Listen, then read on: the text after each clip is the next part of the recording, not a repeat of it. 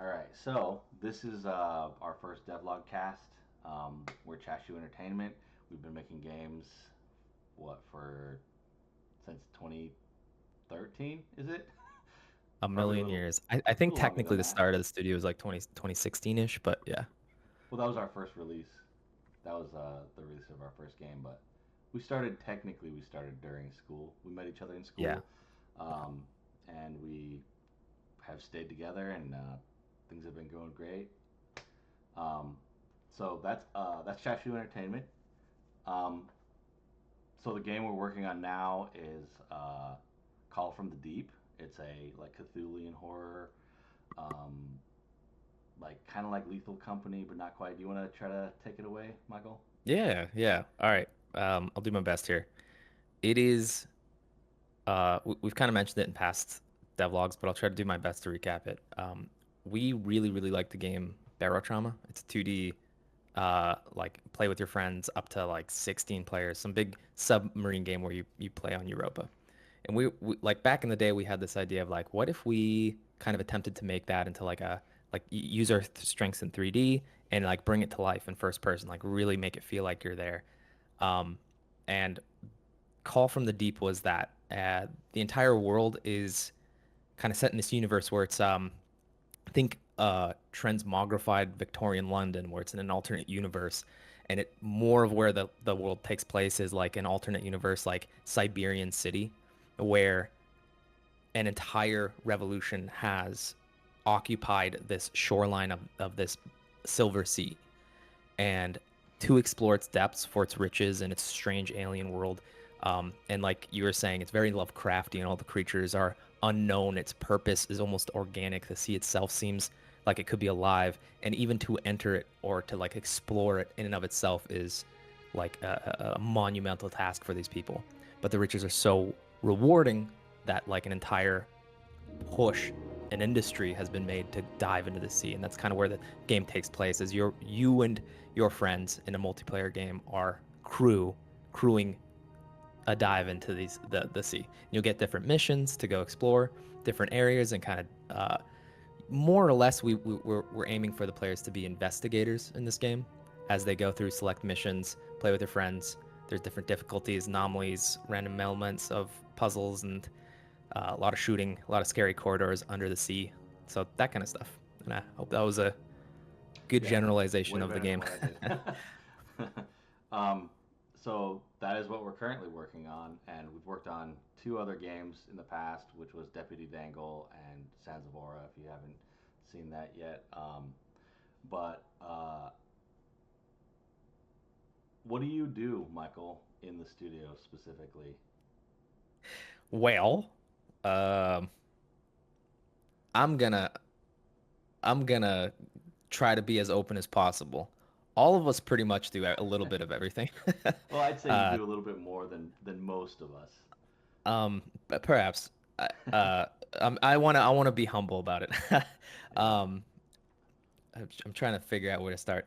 Basically, there's only, I think, 8 of us now for deep ones.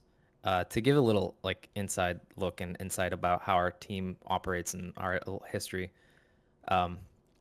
Like Cassidy said, it's 2013, 2014. The beginning is kind of murky for us because we met each other in school. It was me, Cassidy, uh, our friend Lee, Eric, and John and Dylan, and we kind of gravitated naturally towards each other because like out of the hundreds of people that were in our class, we were in a oh my God, what is our actual degree? Computer science and art or Game art and design. game art and design. That's right. And out of everybody in class, like a lot of people went to this school thinking like, I love video games. I love playing them. They're so fun. But it turns out when you go and make things, they're so impossibly technical and there's so much variation and there's so much difficulty in the process as soon as you like realize and you try to kind of dip your toe in. And I think a lot of other people have done that in their lives and, you know, found out. It's like, I really want to make video games. And you try and you're like, oh my God, it's so hard. Anyway, the reason we kind of clung together in school was because we all worked hard.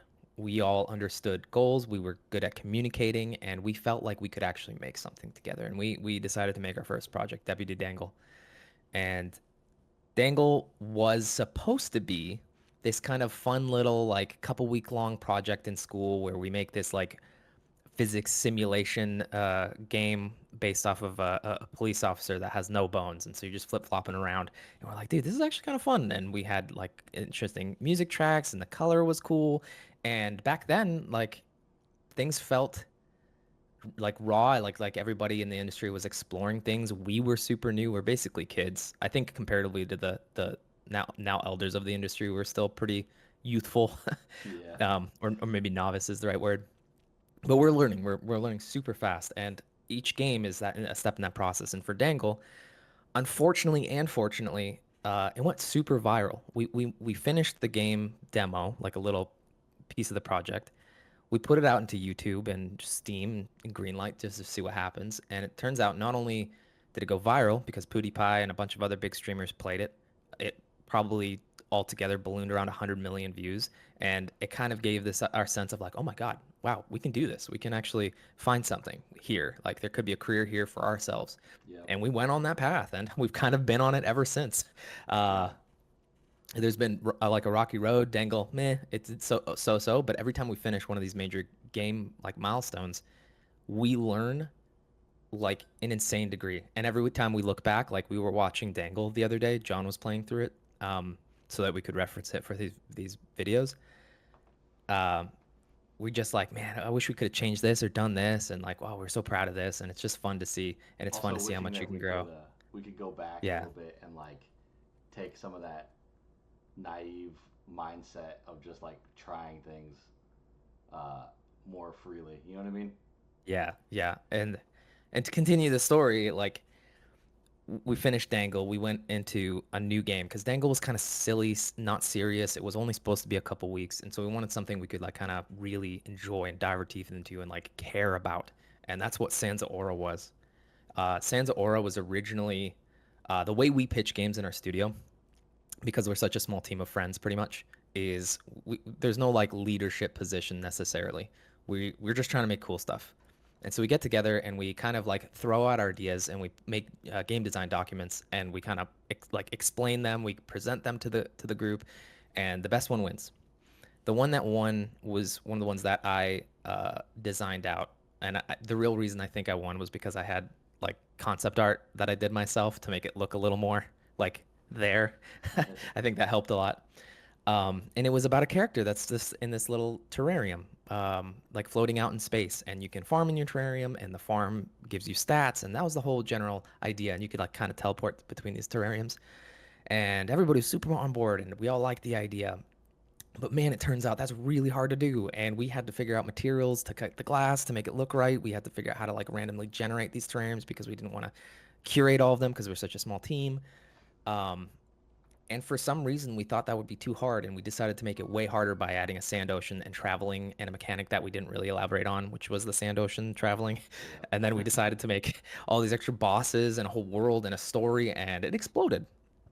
We ended up spending about like maybe close to 6 to 7 years on Sansa Aura, Yeah. and it was just a roller coaster of like, oh, the valley of depression that is like no matter how many weeks in a row you've worked, it feels like nothing got done. But then Yep. there's a super exciting moments where like things are starting to piece together and you're like, oh, this is actually really fun. This boss fight is sick. What the heck? And years later, we eventually launched the game. We coupled together with a production company that named Freedom. They kind of got us an insight on like how the industry producer side of things work. We're not sure how much it benefited or hurt. It was regardless, it was probably useful for the insight. So Yep. we did that. They did help us like kind of get promoted on some of the E3 stuff, some of the E3 indie promotional stuff. Got us a few interviews with people, so they did help get us Sansa Aura's name out there. Yeah. Um, but we're ultimately the game did okay. The problem with it for our company, it sold well, Took but a not while. for the almost 7 years that it took to make. Yeah. And so now we're here in deep ones, and it's through almost 10 years of learning and experience and effort and failure and the feeling of like we really need to get our stuff together and just kick butt. And that's kind of deep ones. We did the same process. We threw in our pitches. Uh, I think this time I did end up taking this one too, but I think this time it was only because this was an idea that all of us collectively sort of thought was cool from a while ago. Yeah, we Um, brought it up a couple times in just random yeah, conversation. we knew like if we're just going to be completely open, like the reality of the industry is you don't just get to make the games you want to make unless you're super rich. We, Yeah, we as a studio aren't. So we have to be real. And the compromises that we made is like we know there's a lack of space for cooperative games. We know there's always a hunger for multiplayer to some capacity. Um, we need to find a spot for us to exist that isn't just fighting these massive studios that are just doing everything better. or the hundreds of And other indie teams. other indie teams like Yeah, roguelikes are flooded. That's something we kind of discussed a lot is that the strength of a roguelike is that you can do a lot with a little. That's why there's so many of them. But we have a strength of a studios that I think we're really good at like delivering atmosphere and mood and an experience. And I think it's why we all of us in the studio sort of naturally have this gravitation towards like horror games. Like you and me, Casty, we're massive fans of Resident Evil. yeah, And I think if you and me could, we just make one like a Resident yeah, Evil type game. Uh, so we do. We want to like keep expanding, exploring, and pushing and pushing and do the things we want love to do. But there's also some strategizing to see where we can put our foot in the door. So, really long-winded answer of why we're at where we're at, but here we are with Deep Ones. I think the excitement level for this game is super high too, which helps. But yeah, I hope yeah, that answered that question. yeah. It does. Based on what you were just saying about all the other games and how long it took for Sands of Aura and all that stuff, what are some tools or methods that we're doing now that helps us develop this game faster than the previous game? That is a really good question that I actually don't think any of us have asked each other. But we've talked about it a bunch. Yeah, Oh gosh, where to start? So we're using Unreal Engine 5. I think probably anybody tuning in that has any experience with game stuff is like, oh, you too. But the reason everybody gravitates towards Unreal Engine 5 is it's really powerful and the tool set it has is pretty incredible. Like with our tiny little team, we basically can make close to double A and in some instances triple A, like really polished little nuggets of cool content with the tools of the engine. And a lot of these like are simple things where like Fab was introduced in Unreal and doing complex master material setups take weeks, months, and it's something that the players never see. Like no players like, oh, you guys didn't have your own unique master material. And so like why are we developing weeks and months like making some of this like base tech art stuff and just take someone along, work with it.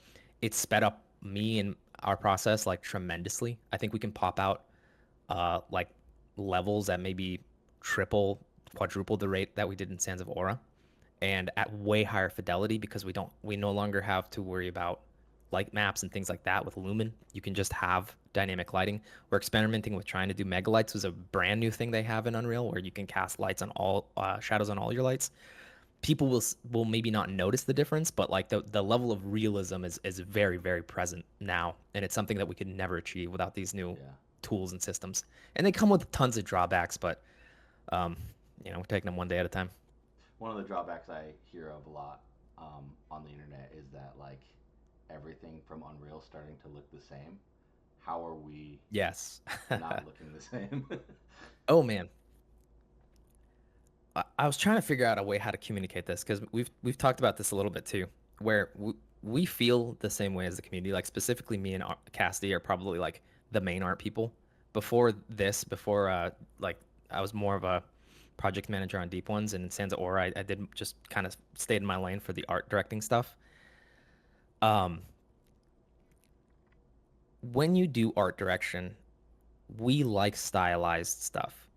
We like stylized stuff because there's intentionality in the art. And what I mean by that is like if anybody's watched the movie The Mummy or if you watch the movie The Mummy Cassidy, like Yeah, the fight scenes are like swashbuckling. They're like exaggerated. Like Indiana Jones is swashbuckling. You know what I mean? It's kind of like adventurous, heroic, like you're kicking people off the thing and they make the goofy kind of scream. There's almost an element of comedy to it. It's entertaining. And that's not real.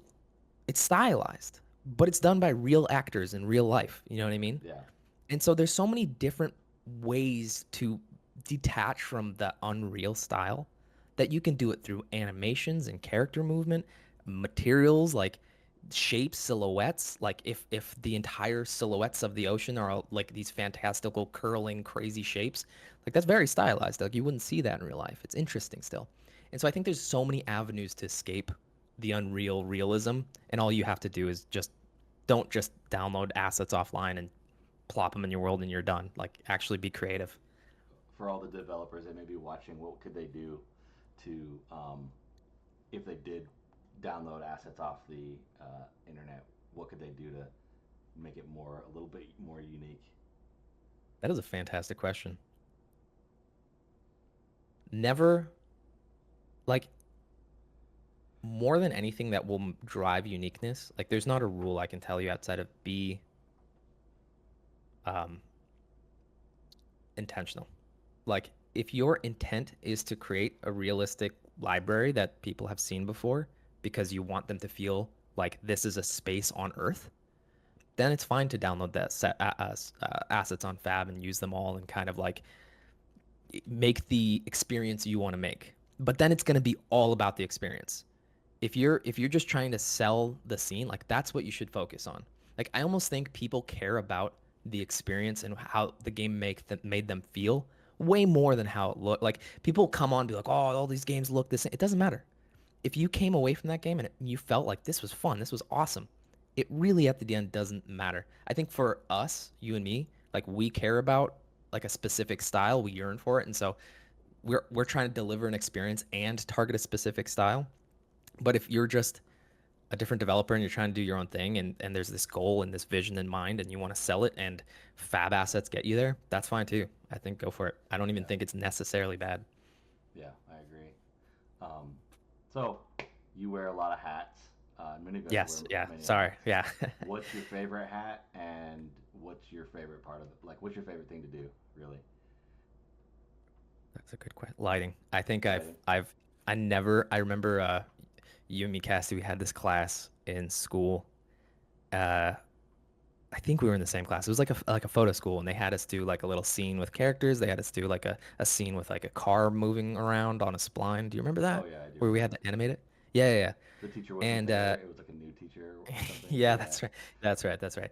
I think in that class he brought in an industry lighting professional. Do you remember that? Like to Was it a interview? was it the guy from the Lord of the Rings, or was that Y- Like he lit like Marvel scenes and stuff. Like he was a lighting he did guy. the one with the Pacific kaiju's, Rim. the Pacific Rim? Yeah, Yeah, yeah, yeah, yeah. yeah, yeah. That guy, that guy. I remember being there, and I remember being like, dude, your only job is lighting. Like that's so lame. Like that's so boring. Like I couldn't do it.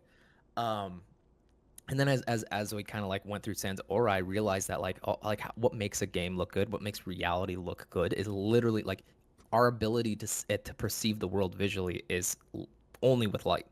And so light is literally how you interact with anything visually. And so it matters so much to sell mood and like being there and feeling like you're there. Or being believable, like even if it is stylized, there still needs to be this like air of believability. Um, and Yeah. so I really found a love for lighting because of that. To go back to the last question, if you got some fab assets and you just threw a sunlight out there, you're not going to get much out of that asset, and people are going to spot it. But if you're You, really good at lighting, you can make it really like you can really start to take ownership of it and really hide the fact that I it's a fab asset. I really want to show. I really want to show. So we're working on um how can I say this without it being bad? I'm working on a side project that's not Deep Ones, and it's for Sansa Aura to some capacity. It's not new content. It's not anything like that. So I hope nobody gets excited. Um, but the point I'm trying to make is I used one of the Sansa Aura characters to set the scene, to set a scene, and it's not anything different. I think you upres the textures on it by Uh, like 4K or something, just the character. two 4K. I changed the anatomy a little bit of the character and updated the armor and stuff like that, but I Okay, didn't do okay. much else. So it's a little bit of an upgrade, but for the most part, it's one of the characters from Sansa Aura, and I just learned lighting better, and it looks cinematic. So let's say you got like the Hulk model from Marvel Studios, like the film version, and you plop it in the scene, and like you said, you put a directional light in, like it's just gonna look washed out and terrible. And so like really to sell the Hulk being like existing, it's all the lighting. Like the lights will make it feel like it's in a world, in a place. A lot of people talk about how HDRI was so important, and it's for that reason. HDRI allowed us to like capture a scene and light a character in that scene like really quickly and easily, whereas before you'd have to do it manually. But I'm doing a lot of my lighting manually, but that's because of video games. Yeah. All right, man. So just to bring it back to the deep ones, where is the game this week for you? Uh, where are we? Like I said, for me, I have not been on the deep ones for the last couple weeks. As far as the world team, so the people that kind of build the environment in the world are me, Zach, who's funny enough also our writer, and Lee, who is also our VFX guy. So that's kind of like showing how we have multiple hats. So them being on the world team, they're both working on something called Fathoms. This is something we're experimenting with where we want our missions are going to be procedural in a lot of ways where not they're the enemy types where they're not just enemies, they're also like environmental effects, and they're called anomalies. The anomalies will be randomly spawning within the mission locations to give variation on interest, and they'll even be respawning while you're playing the mission to kind of act as this like underlying pressure. And we think that'll help the replayability aspects quite a bit and increase the challenge. But the problem is, we in our design, we're gonna have this like big static world, kind of like we had Zanzora, where you're kind of like traveling from point to point, but it's just it fights the fact that the mission is replayable and now the world is not, and we need to fix that. And so we came up with this idea called Fathoms, where it's like a tile set. So you load into this tile set, this Fathom, you pick it because you'll start the mission. You'll be like, oh, I want to go explore the sunken mine here. And it'll be like, okay, you need to go through 3 fathoms, and then the mission location will be there. So you load up, you're in the ocean, in the submarine, underwater. There's different creatures out in the ocean around you, and you're in this tile set, and you need to kind of figure out your way through this space. So as far as the players are like, we'll see, it'll feel like they're in the ocean, surrounded by like rocks and corals and different fish and giant creatures, leviathans. But they'll be traversing these trenches, and they'll like the trenches will branch off, and these different branches, when you get to the ends of them, they'll let you pick other fathoms, and you're kind of like skipping across these fathoms until you do the 3 and you get to your mission location. That's the general idea. So the other guys, they're working on the fathoms, and they're finally kind of gonna give us insight on what the underwater world looks like. I posted one screenshot or like a little video a little while back of what it looks like, and I think we're nailing the art side of things. I think it looks really atmospheric and cool underwater, and it looks like an unseen world, and I'm excited by it. Yeah, it seems Can I ask you something? sure. Um, I know you kind of briefly introduced yourself, but maybe you can elaborate. Like, what is this podcast? Like, why are we doing this? Like, who are you in this Yeah, podcast? And yeah, I kind of skipped over all that, didn't I? a little bit. It's okay. I'm Cassidy. I'm the character artist, animator, rigger, and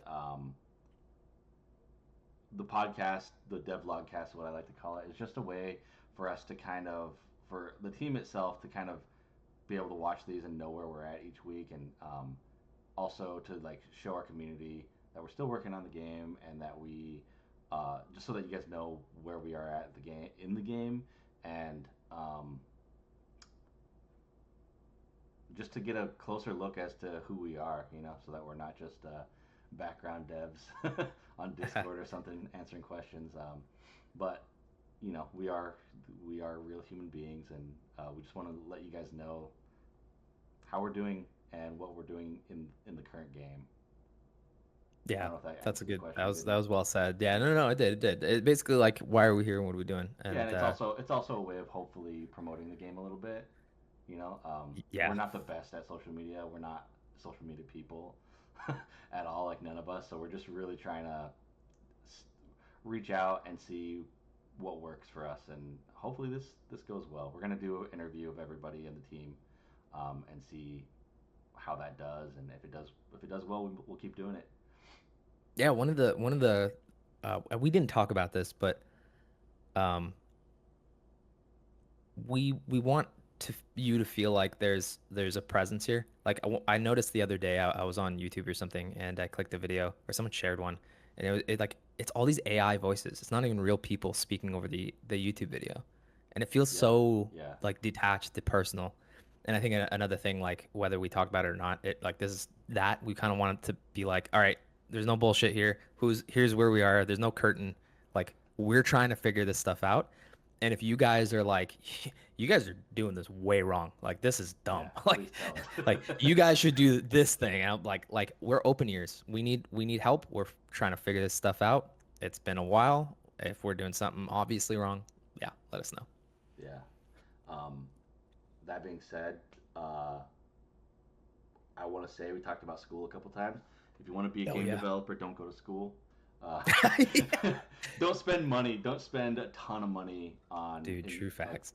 college to go to school for game development. If you have the drive to do it, you can learn it through YouTube. You can learn most of it on YouTube. That's how most of what we learned mostly. Not to say that our teachers did bad or anything. They were great teachers, but most of what we learned was definitely through YouTube. And one of our teachers actually specifically taught us that so that we would keep Oh up my with the God. industry, Dude, which is best the best advice we tool. ever Yeah, got. Yeah. the best Learn to tool the teachers learn. ever gave us.